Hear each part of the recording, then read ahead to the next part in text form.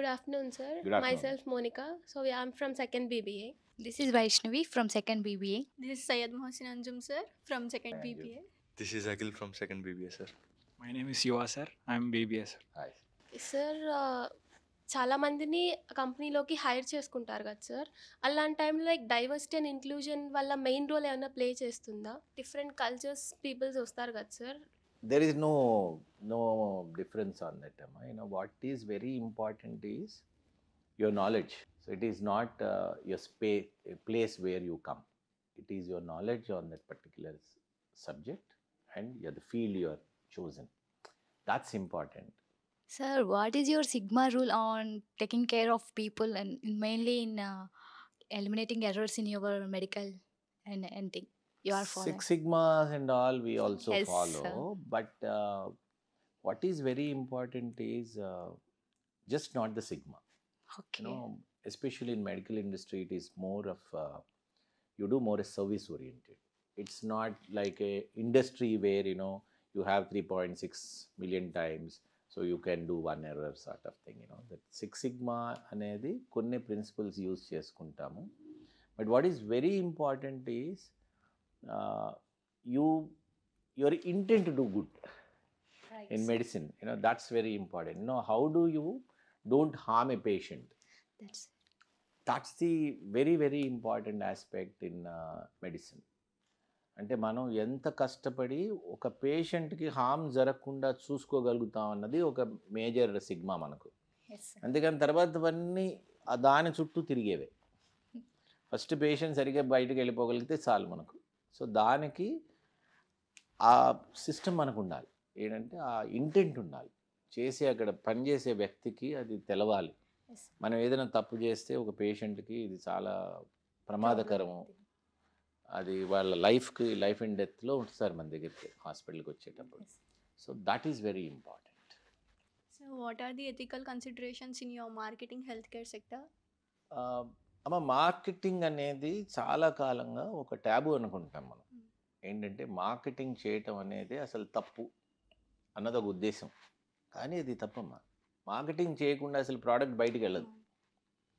నువ్వు మార్కెటింగే చేయకపోతే అవతల వ్యక్తికి అసలు ఎట్లా తెలుస్తుంది మనం చేసేది ఏంటి అన్నది. కాబట్టి మార్కెటింగ్ అనేది there is no taboo, it's not wrong.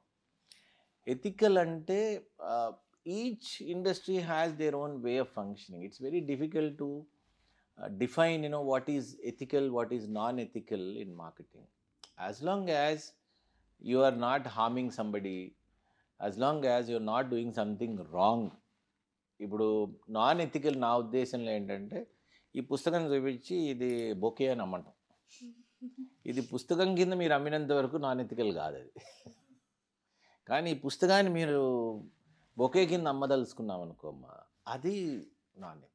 So that's the way you need to define.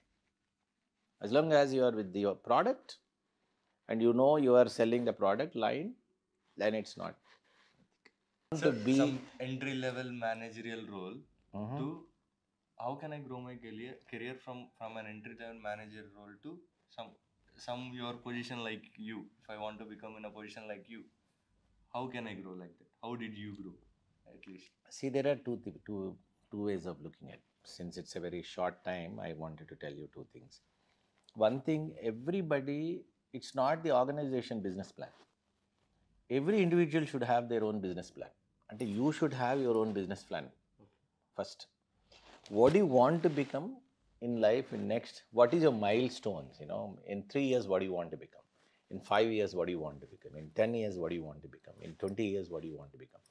So unless you have that business plan for your own self, in any industries, you will not be growing unless you have a business plan. That boss, 3 years I want to be this, and next 3 years I want to be this. Then you will understand how do you want to navigate yourself in the journey.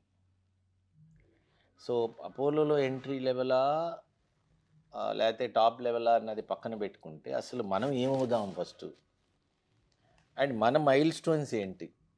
ఇది అవ్వాలి. ఇప్పుడు నేను ఒక 40 ఏళ్ళకు ఒక CEO అవ్వాలని అనుకుంటే మీరు 20 ఏళ్ళకి జాయిన్ అయితే మీకు that you have 20 years of time. So ఈ 20 yearsలో మీరు ఎట్లా నావిగేట్ చేసుకోగలగాలనేది మీకు తెలవాలి ఫస్ట్. అది చేరాక మీకు తెలుస్తూ ఉంటుంది. 2 మీకు ఒక స్ట్రాంగ్ ఒక ఇది ఉండాలి, కన్విక్షన్ ఉండాలి లైఫ్లో. ఇది నేను అవ్వాలి ఎట్టి పరిస్థితుల్లో అనుకుంటే అప్పుడు ఆ కన్విక్షన్ ఉంటే వెళ్ళగలరు. ఇప్పుడు మోడీ గారు ఛాయ్ అమ్మేవారు, ఇప్పుడు ప్రైమ్ మినిస్టర్ ఎట్లా అయ్యారు ఆయన కదా. అంతకన్నా ఎంట్రీ లెవెల్ ఇక్కడ వేరే ఉండదు కదా అసలు. So that's the important thing, your own conviction. That's important in life. Yeah. Even you wrote a book. Yes. Yeah, I have saw the video. It's good. Even I seen the questions what you have answered. The relation of leadership, what you have learned from your adulted to your CEO position. It's more inspire me.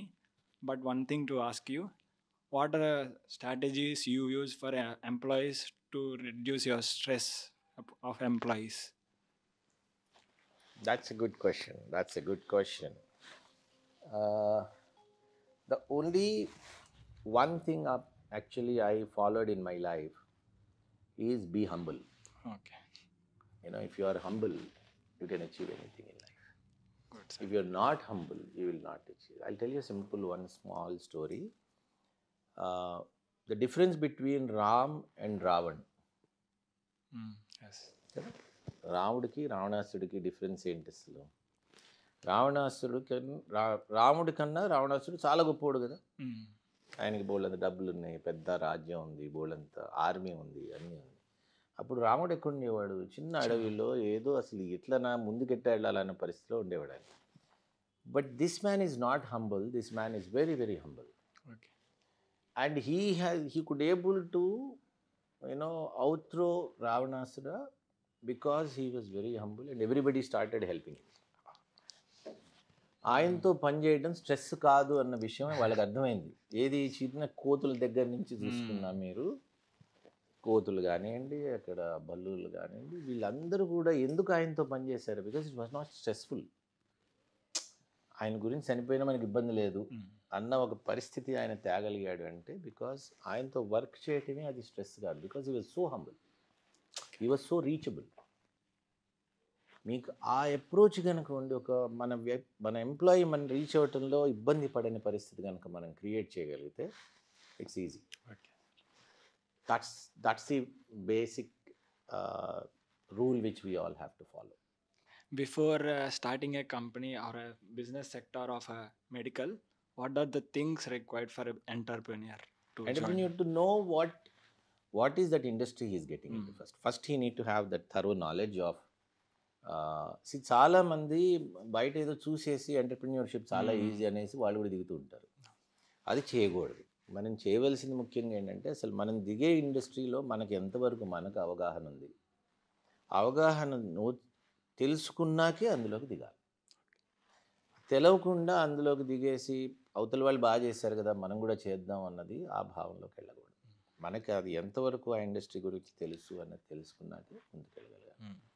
ఇప్పుడు మీరు చూస్తే చాలామంది ఈ industries successful అయిన industries అన్నీ వాళ్ళకి అవగాహన వల్ల అయిన వాళ్ళందరూ కూడా స్టార్టప్ కంపెనీస్ని. Google was a startup company, Microsoft was a startup, Apollo was a startup company. ఇవాళ మనం అపోలో 1,00,000 మంది ఎంప్లాయీస్ ఉన్నారు, 70 హాస్పిటల్స్ ఉన్నాయి ఇండియాలో అన్న హాస్పిటల్ కూడా ఫస్ట్ స్టార్ట్ చేసినప్పుడు ఏంటి, ఒక 150 bedded hospital, small hospital. But they understood what it is.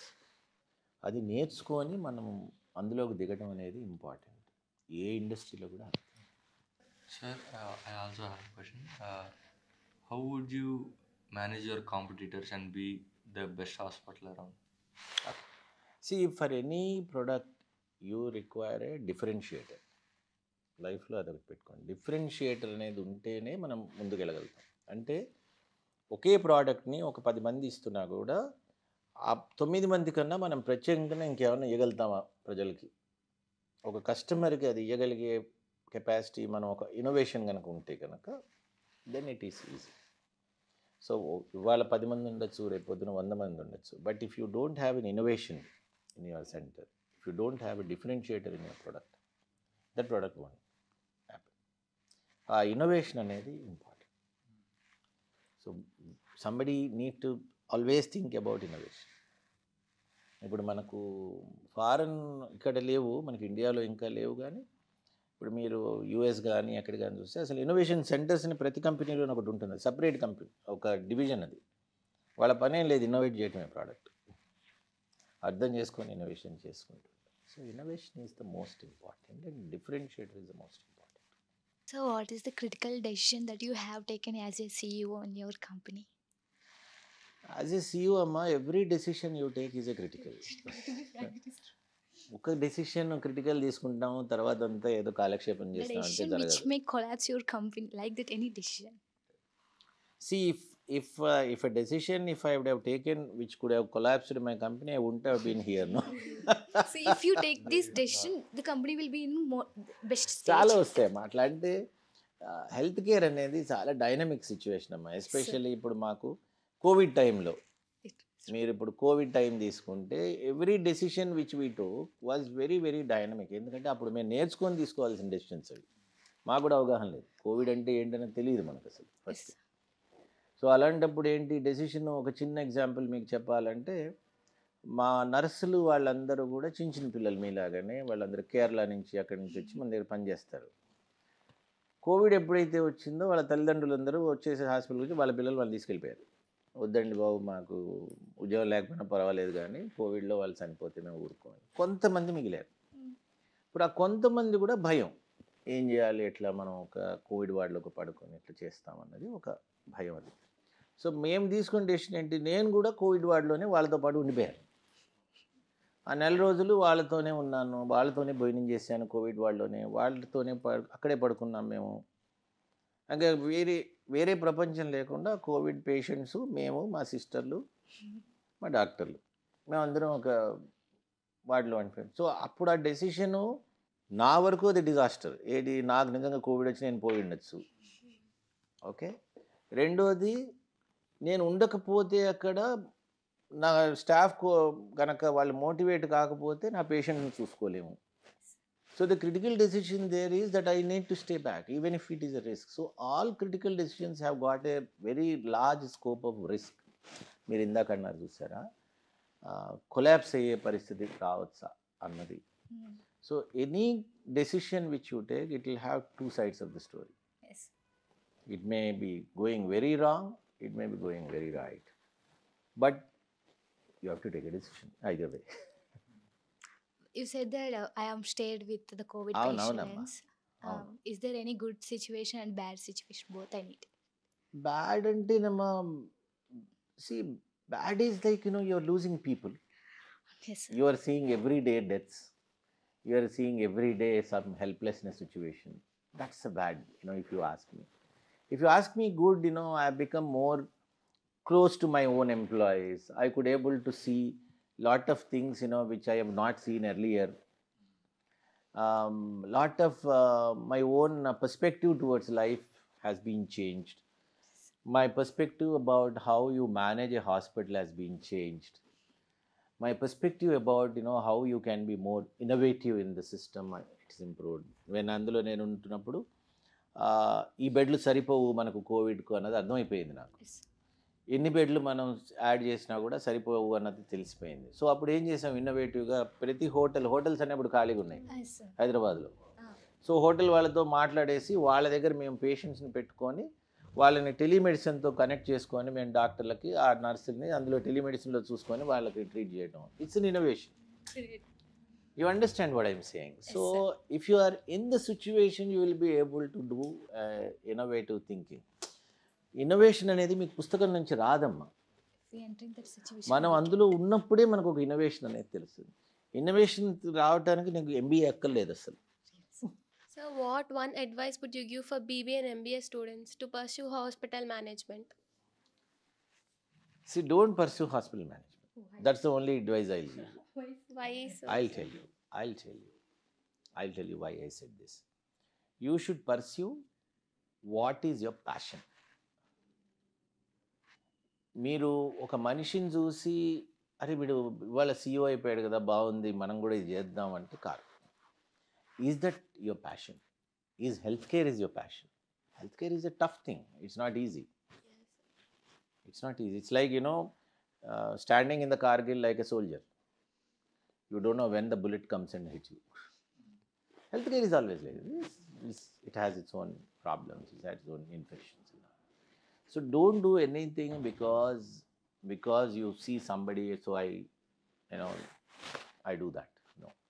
You do something which is your passion, which is your lifeline, you think. That is the thing you need to do. So whether it is healthcare, whether it is IT, whether it is insurance, whatever it is, but do only what inspires you from inside. That need to inspires you. Then only you will be able to excel in life. ఆ inspire అది చేయాలనుకోండి మీకు, ఏదో మా నాన్నగారు చెప్పారు, అమ్మగారు చెప్పారు కాబట్టి చేశానండి, ఏదో కానీ ఇదే డిట్ అయింది అని అట్ అయిపోతుంది. सर अपोलो एक छोटा स्टार्टअप से जी। इतना बड़ा हो चुका है। क्या चैलेंजेस आपने फेस किए हैं? अब देखिए ये 2024 है, मॉडर्न जनरेशन। जी। अब प्रेजेंट जनरेशन में एआई और रोबोटिक्स को मेन इम्पोर्टेंस दिया जा रहा है। ये हॉस्पिटल सेक्टर में कैसे यूज़ हो रहा है?